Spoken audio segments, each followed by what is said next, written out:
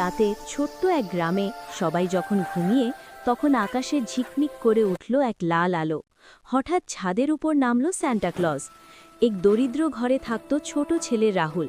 তার কোনো খেলনা ছিল না, কিন্তু সে প্রতিদিন মায়ের মুখে হাসি দেখতে চাইত। সান্তা জানালার পাশে দাঁড়িয়ে রাহুলের কথা শুনল। ঈশ্বর, আমার জন্য কিছু চাই না, শুধু আমার মা যেন সব সময় হাসি খুশি থাকে। সান্তার চোখ ভিজে গেল। সে রাহুলের পাশে রেখে গেল একটি ছোট ট্রেন খেলনা আর একটি চিঠি। ভালো মন থাকলেই বড় উপহার পাওয়া যায়। সকালে রাহুল ঘুম থেকে উঠে খেলনাটা দেখে খুশিতে লাফিয়ে উঠল। তার মা হাসলেন, আর সেটাই ছিল স্যান্টার সবচেয়ে বড় উপহার। শিক্ষা: সত্যিকারের আনন্দ আসে ভালো মন আর ভালোবাসা থেকে।